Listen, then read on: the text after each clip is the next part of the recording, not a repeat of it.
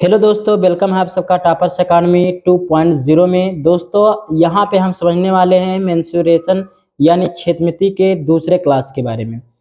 तो जैसा कि पिछले वीडियो में हमने समझा था घन और घनाभ के बारे में, आज समझने वाले हैं वृत्त के बारे में। तो दोस्तों जैसा कि यहाँ आप देख पा रहे हैं, तीसरा क्या है आपका वृत्त है। तो वृत्त का फिगर कुछ इस प्रकार से होता है। ये वृत्त का क्या होता है, केंद्र होता है जिसको ओ से लिखा जाता है। और उसके बाद ये चारों ओर जो लाइन है इसे बोला जाता है परिधि बोला जाता है, या इसे बोला जाता है परिधि, या इसी को परिमाप कहा जाता है। इंग्लिश में इसे कहते हैं दोस्तों पेरीमीटर। तो यहाँ पे पेरीमीटर या सरकमफेरेंस कहते हैं। तो इस केंद्र से और परिधि के जो बीच की दूरी होती है उसको लिखा जाता है त्रिज्या यानी आर। यानी यहाँ से लेकर यहाँ तक आर हो जाएगा और यहाँ से लेकर यहाँ तक ये भी क्या हो जाएगा, आर हो जाएगा। तो सबसे पहला जो यहाँ पे फार्मूला बनेगा वो वृत्त का क्षेत्रफल। वृत्त का जो क्षेत्रफल होता है वो होता है पाई आर स्क्वायर। दूसरा होता है वृत्त का परिधि या वृत्त का परिमाप जो कितना होता है 2 पाई आर होता है। और तीसरा होता है वृत्त का व्यास जो कितना होता है 2r। अब व्यास क्या होता है, ऐसी रेखा जो वृत्त के केंद्र से होकर जाए उसे व्यास कहा जाता है। यानी यहाँ से लेकर आर ये है एक, दूसरा आर ये है, आर आर कितना हो जाएगा 2r हो जाएगा, यानी व्यास कितना हो जाएगा 2r। और व्यास को लिखा जाता है स्मॉल डी से, यानी डी बराबर कितना होता है 2r होता है। फिर चौथे टॉपिक के बारे में चलते हैं जिसका नाम क्या है, बेलन। दोस्तों बेलन का जो चित्र होता है कुछ इस प्रकार से होता है। ऊपर एक वृत्त होता है, नीचे दूसरा वृत्त होता है, और यहाँ से लेकर यहाँ तक भी ये बेलन की ऊंचाई होती है। जो कि वृत्त है तो यहाँ से लेकर यहाँ तक क्या हो जाएगी, यहाँ से लेकर यहाँ तक त्रिज्या हो जाएगी। नीचे भी क्या हो जाएगी, यहाँ यानी 20 से लेकर क्या हो जाएगी, त्रिज्या हो जाएगी। ये बेलन है। और इसमें कितने फार्मूले, 3 फार्मूले हैं। पहला है बेलन का आयतन जो होता है पाई आर स्क्वायर एच। दूसरा होता है बेलन का वक्र पृष्ठीय क्षेत्रफल कितना होता है 2 पाई आर एच। और बेलन का संपूर्ण वक्र पृष्ठीय क्षेत्रफल होता है 2 पाई आर ब्रैकेट में एच प्लस आर होता है।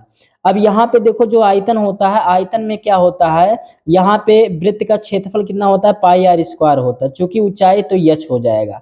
अब यहाँ देखेंगे वृत्त का परिधि या वृत्त का परिधि क्या होता है 2 पाई आर होता है। तो 2 पाई आर हो जाएगा, क्योंकि ऊंचाई है तो यस से गुणा हो जाएगा। और बेलन का संपूर्ण वक्र पृष्ठीय क्षेत्रफल फार्मूला बराबर होता है 2 पाई आर एच, ये तो रहेगा ही रहेगा, और साथ में ही वो 2 पाई आर एच, और साथ ही में ये ऊपर वाला और नीचे वाला वृत्त इनका भी एरिया जुड़ जाएगा, यानी 2 पाई आर स्क्वायर हो जाएगा। तो यहाँ से 2 पाई आर कॉमन लेंगे तो ब्रैकेट में बचेगा एच प्लस आर। उम्मीद है दोस्तों आपको समझ में आया होगा। अब चलते हैं टॉपिक नंबर 5 के बारे में। वो 5 क्या है, तो 5 है शंकु। शंकु जो होता है वो कहीं ना कहीं बेलन से ही काट कर बनाया जाता है। क्योंकि यहाँ ये शंकु का मॉडल है, इसका एग्जांपल समझ सकते हैं जैसे जोकर की टोपी होगी, या जो आइसक्रीम होता है, आइसक्रीम का जो मॉडल होता है कुछ इस प्रकार से होता है। ये क्या है, नीचे एक वृत्त होता है, यहाँ से लेकर ये त्रिज्या हो जाएगी। चूंकि वो बेलन से काटा गया है तो ये ऊंचाई हो जाएगी। और ये जो यल लिखा है इसे बोला जाता है तिर्यक लंबाई या तिर्यक ऊंचाई बोला जाता है। स्लेंट हाइट होती है और इसको यल से लिखा जाता है। तो यहाँ पे शंकु का भी 3 फार्मूला बनेगा। पहला शंकु का आयतन, तो चूंकि शंकु जो बना होता है वो बेलन से बना होता है, तो बेलन का आयतन कितना होता है पाई आर स्क्वायर एच होता है। तो यहाँ हो जाएगा पाई आर स्क्वायर एच, यानी शंकु का आयतन हो जाएगा पाई आर स्क्वायर एच। और बेलन के 3 भागों से मिलकर बना होता है, यानी 1 बटा कितना हो जाएगा 3, यानी शंकु का आयतन होगा 1/3 पाई आर स्क्वायर एच। उसके बाद शंकु का वक्र पृष्ठीय क्षेत्रफल फार्मूला होता है पाई आर यल। क्या होता है दोस्तों, पाई आर यल। पाई 22/7 होता है, आर त्रिज्या, यल तिर्यक ऊंचाई होता है। फिर शंकु का कुल वक्र पृष्ठीय क्षेत्रफल जो फार्मूला होता है वो क्या होता है, तो पाई आर यल रहेगा ही रहेगा, और चूंकि नीचे एक वृत्त है तो उसका क्षेत्रफल पाई आर स्क्वायर हो जाएगा। तो जब कॉमन यहाँ से करोगे तो पाई आर कॉमन हो जाएगा और ब्रैकेट में बचेगा यल प्लस आर, यानी शंकु का कुल वक्र पृष्ठीय क्षेत्रफल पाई आर ब्रैकेट में यल प्लस आर होता है।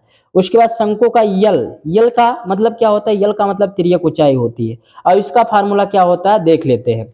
अब चूंकि जो शंकु बनाया गया है तो राइट साइड वाला हम देख लेते हैं, कुछ इस प्रकार से था दोस्तों। यहाँ पे 90 डिग्री का बनता है। ये क्या था, यल था, यहाँ से लेकर यहाँ तक ये क्या था, ऊंचाई था, और ये नीचे वाला क्या था, त्रिज्या था। तो यानी यल का मान निकालना है, तो यहाँ पे पीजीटी लगा देंगे पाइथागोरस प्रमेय से। तो पाइथागोरस प्रमेय क्या कहता है, कर्ण का स्क्वायर यानी एल का स्क्वायर बराबर होता है लंब का स्क्वायर यानी एच का स्क्वायर और प्लस आधार यानी आर का स्क्वायर, यानी एल स्क्वायर बराबर एच का स्क्वायर प्लस आर का स्क्वायर चाहिए। लेकिन हम यहाँ से यल का मान निकालेंगे तो आ जाएगा, ये पावर 2 उधर जाके अंडर रूट हो जाएगा, तो यल बराबर आएगा एच का स्क्वायर प्लस में आर का स्क्वायर। तो यहाँ जो फार्मूला निकल के आया यल बराबर वो अंडर रूट एच का स्क्वायर प्लस क्या हो जाएगा, आर का स्क्वायर हो जाएगा।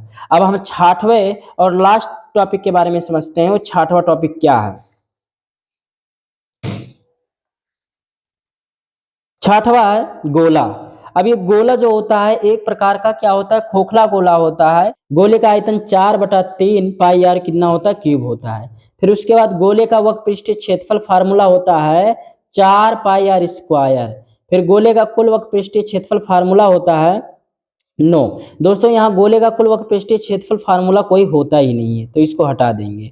उसके बाद जो लास्ट है, लास्ट क्या है, अर्धगोला। ठीक है, सेमी स्फीयर जो होता है वो क्या होता है, मतलब गोले का आधा होता है।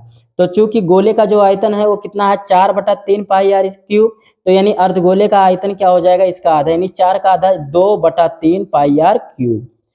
ये अर्धगोले का वक्र पृष्ठीय क्षेत्रफल यानी गोले का वक्र पृष्ठीय क्षेत्रफल 4 पाई आर स्क्वायर है, यानी इसका आधा कितना हो जाएगा, 2 पाई आर स्क्वायर हो जाएगा। और गोले अर्धगोले का कुल वक्र पृष्ठीय क्षेत्रफल जो होता है वो कितना होता है, 3 पाई आर स्क्वायर होता है। अब चूंकि कुल है तो वक्र पृष्ठ पाई आर स्क्वायर हो जाएगा और अर्धगोला एक वृत्त टाइप का बन जाएगा, तो पाई आर स्क्वायर और जुड़ जाएगा, यानी 2 pi r square 1 pi r square यानी 3 पाई आर स्क्वायर हो जाएगा। दोस्तों उम्मीद है कि मेंसुरेशन यानी क्षेत्रमिति आपको बहुत बेहतरीन तरीके से समझ में आया होगा। ये जो जितने फार्मूले आप सबको बताए गए ये फार्मूले बहुत इंपॉर्टेंट हैं क्लास 9th और 10th वाले बच्चों के अलावा, और जो कंपटीशन की तैयारी करते हैं जैसे यूपीपी असिस्टेंट लोको पायलट या ग्रुप डी रेलवे से संबंधित एसएससी से संबंधित, ये मोस्ट इंपॉर्टेंट होने वाले हैं। तो दोस्तों इस वीडियो को आपको स्किप नहीं करना है, इसको लगातार 2-3 बार देखना है और अपने दोस्तों के साथ शेयर करना है। Thank you.